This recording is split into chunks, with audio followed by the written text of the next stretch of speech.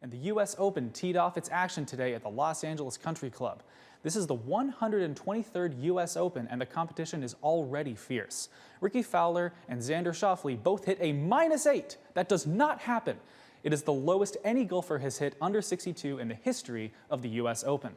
The explosion in popularity of tabletop games can primarily be traced back to one thing. Over the course of the COVID-19 pandemic, a lot of people wanted games to play or to pass the time, and they didn't have a clue of what to do. So, people came to various gaming stores until nightfall to learn about the games that they've always wanted to learn, so the experienced people can give them a guide to everything. And there is a name change on the horizon for your Syracuse Mets. Well, not a permanent one, but a one-time rebrand was announced for the club. The Mets will be known as the Syracuse Shot Clocks for one night on August 19th, celebrating the rich sports history of the city. The modern shot clock for the NBA and college basketball was created in the Salt City, and now the Mets will be honoring that invention in a promotional game late in the summer. Dozens of people filed into the social service offices on St. Paul Street and Westfall Road, all with a similar story. Their EBT cards had a balance of 0. There seems to be no rhyme, reason, or pattern as to which cars were left alone or, like this one, were completely smashed in. And while some people's belongings were left in their cars, others were not so lucky.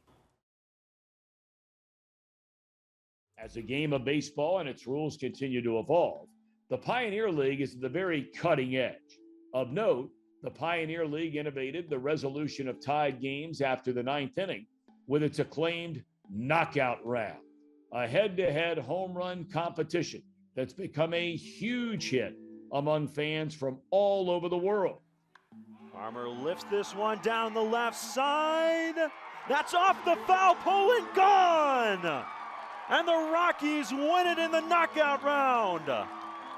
Other rule changes the PBL created to improve the game are the designated pinch hitter and designated pinch runner changes that have added to the arsenal of managerial strategies and enhanced fan enjoyment of the inner game of baseball. The pitch clock was introduced this year at each of the PBL ballparks, as was the no shift rule. But unlike most other leagues, the PBL draws out a pie slice, a kind of no-fly zone that extends to the outfield grass from second base, where the players and fans can plainly see where no infielder should be positioned. Well, we are learning more about a fiery crash involving a school bus in Webster from the woman behind the wheel of that bus. 13 WAM's Andrew McBeth spoke with the school bus driver, who says her instincts just took over. That's right, Don. Now, bus driver Deb Hibbard says she worked quickly to direct the kids off the bus and away from the scene. She's since been recovering at home and is thankful for the outpouring of support from the Wayne Central School District community. It's been a whirlwind week. Deb Hibbard was driving students back from a field trip to Rock Ventures when the bus was hit and ended up in the embankment. Hibbard and the teachers started directing the students to the back of the bus, where students started helping other students get off the bus before it became engulfed in flames. When push came to shove, we all did what we had practiced and got out of there. Since the accident, the community has come out in full support of Deb and the teachers, offering gifts and heartfelt messages. Deb, we're thinking of you and hope you know how much the community supports and appreciates you in so many ways, from coach to ref to bus driver and hero. Thank you for all you do. Sending hugs your way. Deb describes the Wayne Central School District as a big family.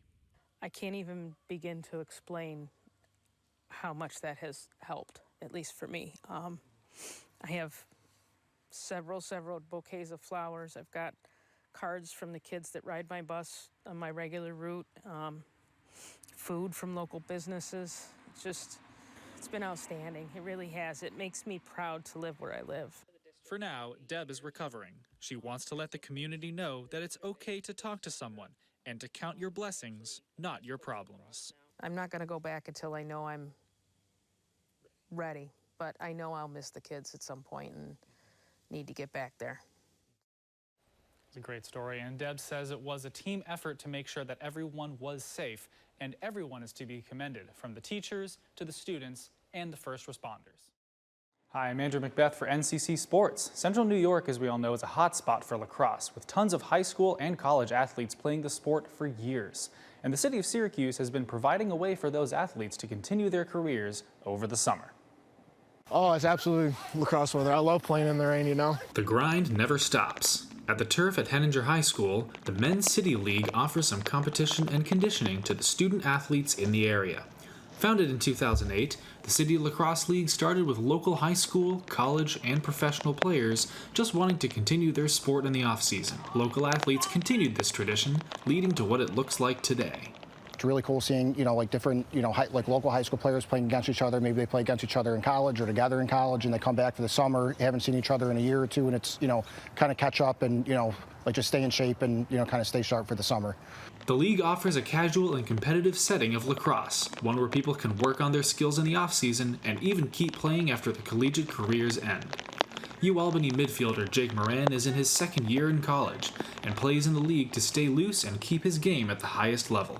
When you're in college, you're used to playing with like a certain set of people, there's certain play styles. But then you come out here and everyone's completely different, so you kind of have to like change in a way, but I think that's like very versatile you can put in your own arsenal. And it's not just the conditioning and practice that keeps them going, it's also the connections. The lacrosse community is tight-knit with an everyone knows everyone feel, no matter where you play. We all went like Division I, everyone's doing their own thing, but then we all come back here and we're either playing on the same team or the different team. But it's just good to see the guys, coming out here, seeing how much better or worse they've gotten.